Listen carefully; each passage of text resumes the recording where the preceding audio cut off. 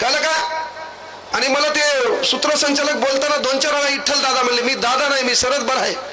बरोबर, त्यानं म्हणू द्या. मी कोमात गेलो, म्हणलं मी दादा काही झालो है ना. महाकार्यक्रम नंबर 1 चालू आहे ना.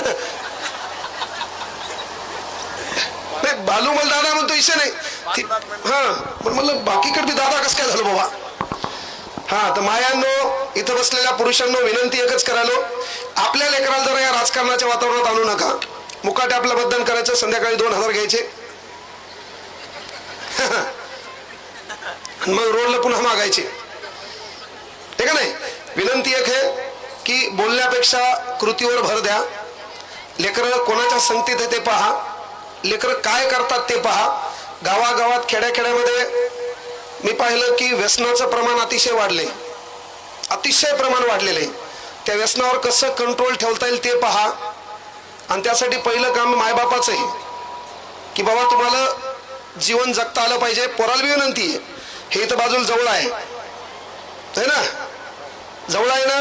लय मोठा समाज सुधारण्याच्या नादी लागू नको. समाज काहीच सुधारणार नाही. समाज विवाद सुधारण्याच्या नादी लागू नको. पहिले तू ही एक नैतिक जबाबदारी, तू कधी घरी गेल्यावर 9च्या आत या माईला बापाला हे कधी म्हणलं एकदा आठव की आई जेवण झालंय का, तुला आजची भाजी आवडली का, बाबा तुम्ही जेवलात का, तब्येत बिबत बरोबर आहे का, हे तू या 1-2 वर्षात बापाच्या जवळ बसून कधी बोलला हे आठव. त्याला कांगणेसरच्या भाषणाची गरज नाही. त्या जवळ गेला, 20 रुपये तुझ्याकडे उरले, झक मारू नको.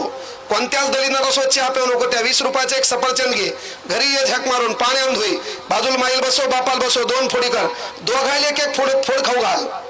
कारण न जाने कोणसी मुलाकात आखरी होगी, कोण कधी जाईल सांगत नाही.